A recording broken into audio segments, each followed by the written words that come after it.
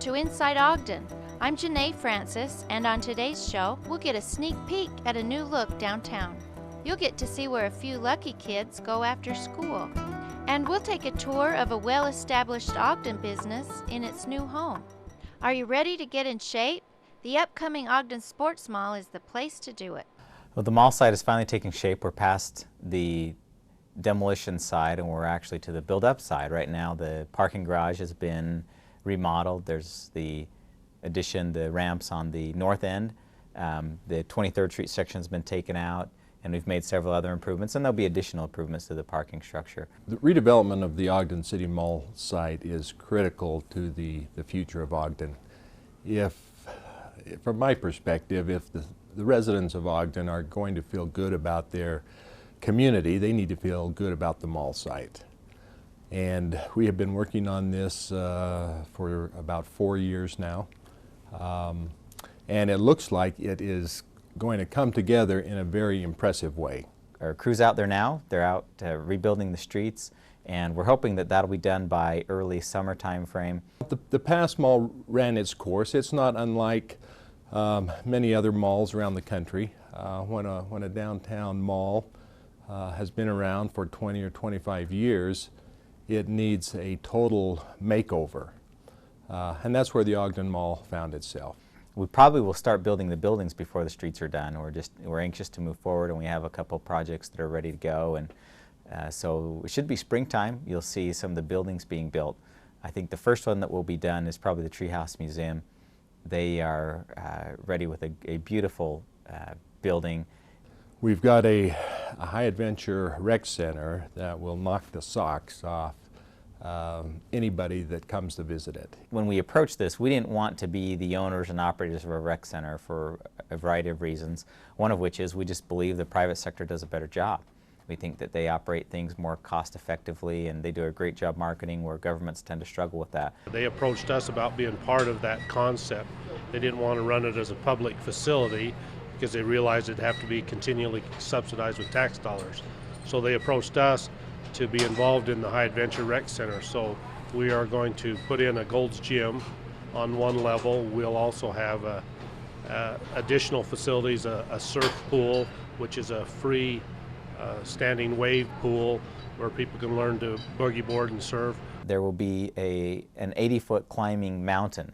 Now typically climbing gyms have handholds on walls, and you'll go, and depending on your expertise, you'll go on different routes where they just put handholds on basically a flat wall.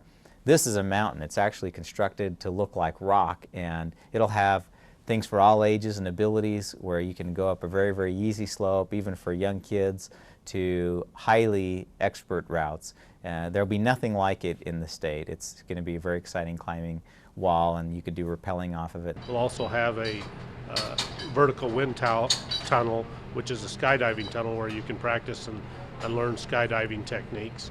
The combination of all of these elements is not found anywhere in the state. It'll have a very large outdoor track as well. This is something we heard from the seniors a lot. They wanted a place where they could go and walk indoors and see what's going on around the mall. So it'll be encased with glass through most of it outside, and then inside, of course, you'll be able to see inside the rec center.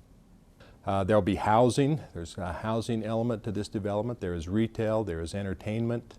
And there's also Fat Cats. I forgot to mention that. That's a very fun, unique bowling alley. It's not a traditional bowling alley. It's funky and has dance hall and arcades and billiards and a pizza place, and it's a great family-friendly, fun environment. We feel like we have a master plan. We worked with the community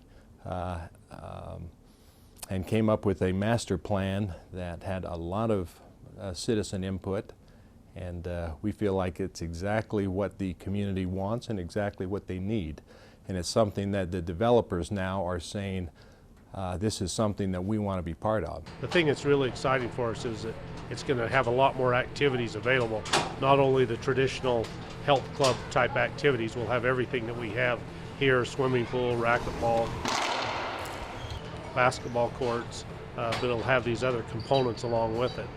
Also, the city, and we believe, will become a focal point for that downtown area, so that other businesses will co-locate next to us They've got plans to put some movie theaters down there and some other retail space around that mall area.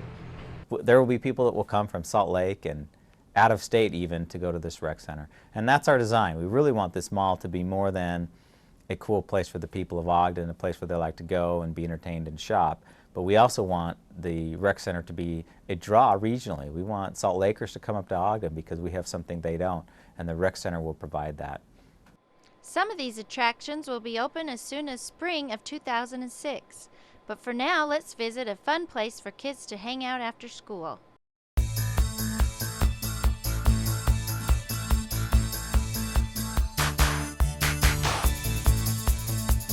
Hi, my name is Thurl Bailey, and most of you know me from my career as a professional basketball player or my new career as a vocalist. But I'd like to tell you about a program designed for youth who aren't on the path to success. That program is Youth Impact. It's a program that began nearly a decade ago with 12 young people. Now Youth Impact serves about 150 youth, approximately 95% of whom reside within a 6-block radius of Ogden's inner city. We have what we call open rec, and that's 4 days a week. It's from right after school till 8, 9 o'clock at night. We do athletics, we've got basketball teams, we've got a curling team. We're starting a choir, we've got ping pong tables, pool tables, arts and crafts programs. We've got lounges. Just basically it's a place for kids to come, spend their time, trying to find something for any kid in our program that might be interesting. Youth Impact's greatest asset is helping to assure that these youth are in school, on time, and respectful during class.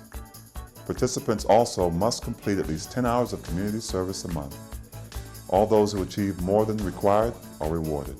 These efforts help the program place a strong emphasis on the word respect. But a lot of times what happens is we have our own little group that we hang out in. And then when somebody comes along that's a little bit different, whether it's a girl or whatever, we feel like that we gotta stay together and we gotta talk about this person and call them names.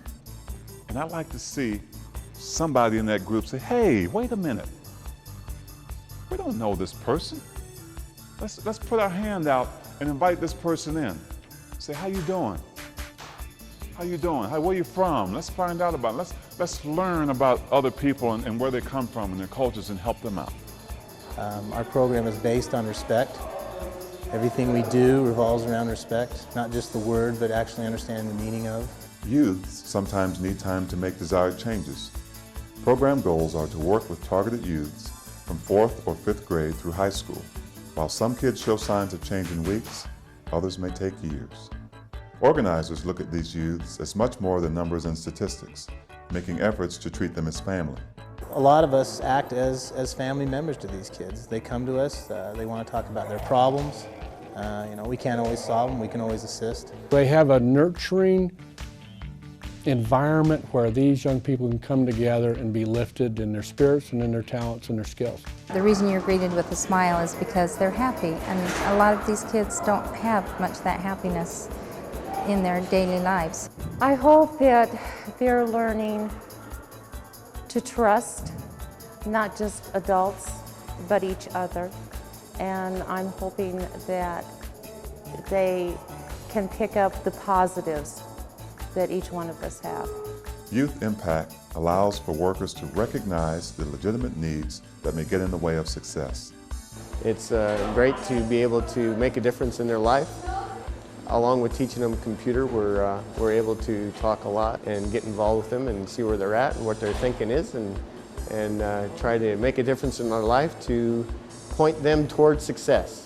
This is a program that allows us to work with the kids and build a relationship in a positive way rather than a negative way when we have to either remove a parent from the home or basically write a ticket or something like that. The program provides coats, shoes, visits to the doctor, and rides to school where needed.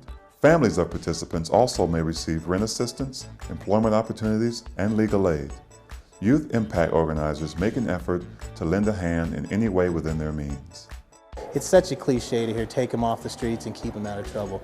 More than that, when they're here with us, we're trying to educate them, we're trying to give them communication skills, we're trying to teach them how to respect their community, themselves, build relationships. The only way I can even begin to repay them for what they've done to me is to pay it forward. I mean, what the staff members have mentored and done for me, now I'm just going to try to do that to the younger participants. At Youth Impact, youth are shown that they too can succeed. With effort, they find that their goals can be reached. They graduate well on their way to becoming contributing members of society. Thank you.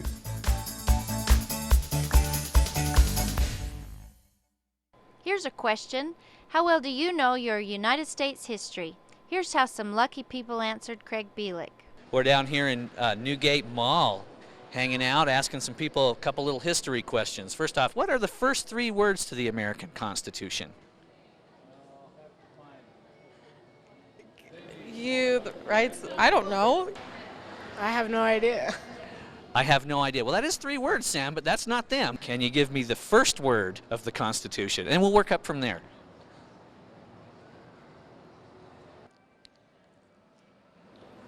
Pass. Yeah. Pass. Geez, good question, huh? Geez, good question. That is 3 words, but that's not them, okay? The first word is we. Believe that. Starts out with we. Oh, we the people. Dang, you're there. We the people. Yeah, not only was that correct, it was in unison. The first 10 amendments to the American Constitution are called the... You're asking me really hard questions. What are they called? Yeah, they have a name. The first 10 amendments. I don't know. Is there A and B questions here?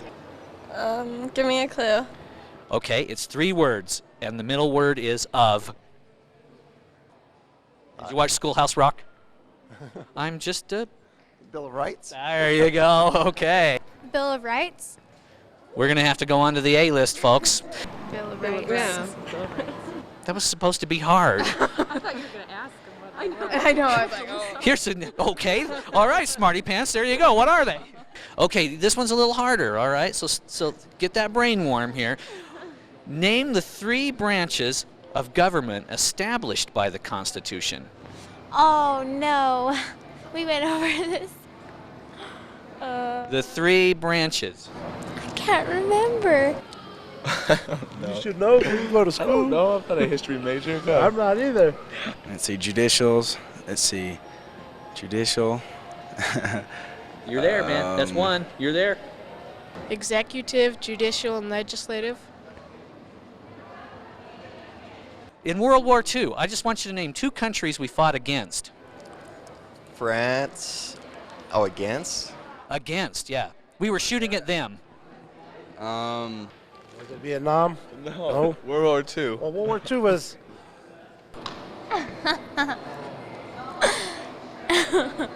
Come on, who are the bad guys? Who are we up against? I don't know. Germany. That's 1. And? China. Britain or France or something like that. Britain and France? China. China. Is that right? No, but it makes for good film, that's for sure. Russia, Germany. I don't know. Russia and Germany? That's pretty good. That's pretty good. Japan? That's right. There you go. See, you're on a roll. You're doing better now. Japan and Germany. Who said the eagle has landed and why? I have no clue who said that. Do you have an answer? The eagle has landed. Is that no? Is that when they went to the moon? I saw it on the movie once. Oh. No. Neil Armstrong? I have no idea. Oh, that was with the moon. What was his name? Neil? Neil Armstrong. Okay, one more. Now, this one's going to be good, okay? I know you know this one. You just got to think about it for a second. I don't. Well, if you don't have much to lose, Jennifer, to tell you the truth. Okay, are you ready? Are you ready? Yeah. What's the matter? Okay, in the Civil War, the American Civil War, the Union forces fought against the who?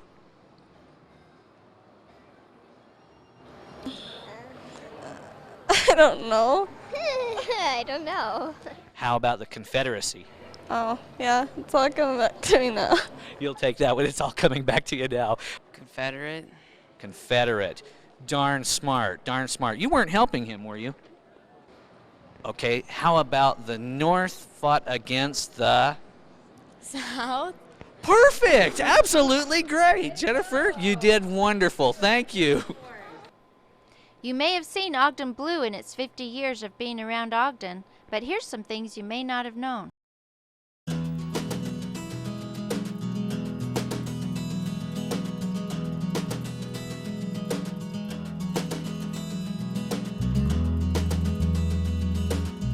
Ogden Blue's been around for over 50 years. This is our 6th location downtown. We're a business that specializes in reproducing building plans for architects and contractors. We also are a fine art supply dealer. We have everything that an artist would ever want to use. For the architect and contractor, we offer all of the digital services that they would need for their plans and specifications. We accept documents in a hard copy version and also all electronic format transfers. One thing that's changed over the years since Ogden Blue started back in the 50s is that blueprints are no longer blue. Ogden Blue received its name because of blueprinting. The latest technology is now digital. All plans are created on a computer, sent over the internet or through a disk, and then we load them in here into a scanner. The scanner records the image digitally and then prints it back out into our high volume, fast speed black and white printer. This is the most modern and up-to-date printer in the world for printing construction documents. It's printing out 30 by 42 sheets at 8 per minute.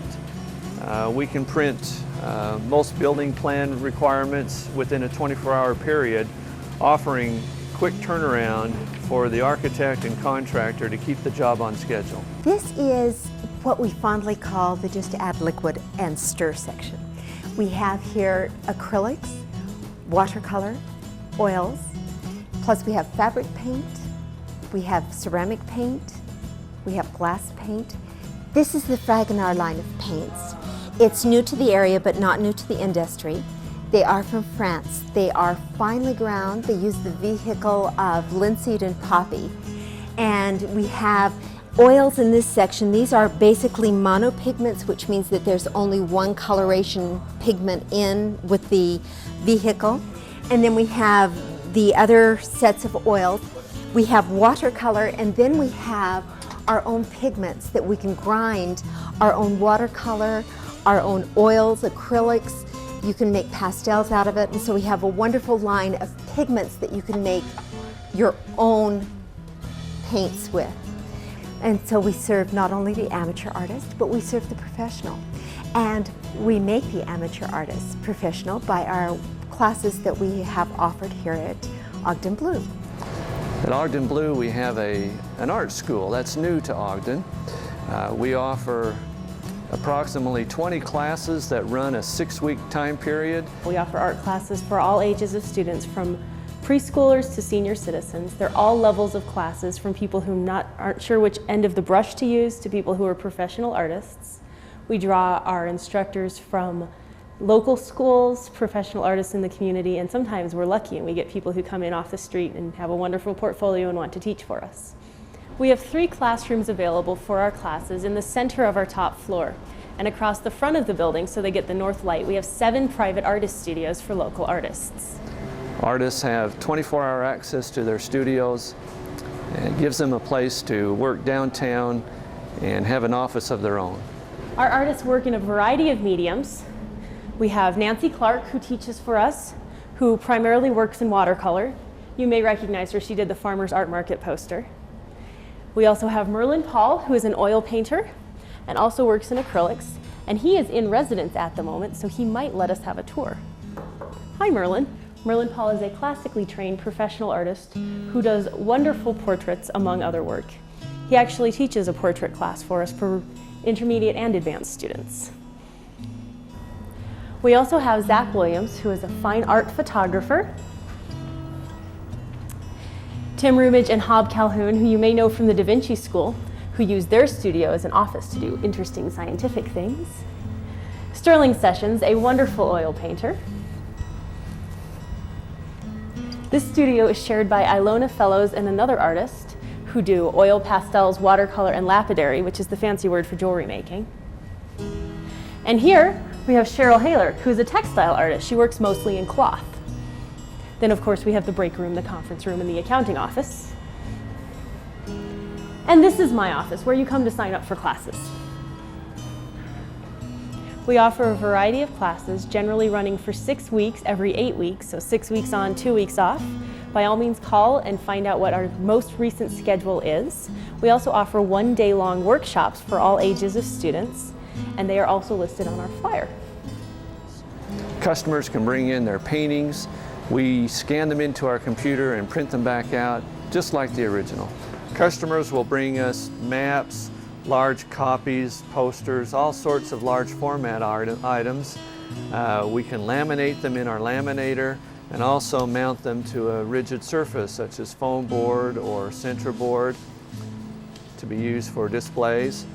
Not only do we scan the work and print it back out, but we allow the artist, the customer, to come and sit down with our computer technician, Dwayne, and check and proof the colors to make sure that the color is accurate and what the artist really intended, so that the final artwork looks as close to the original as very much possible.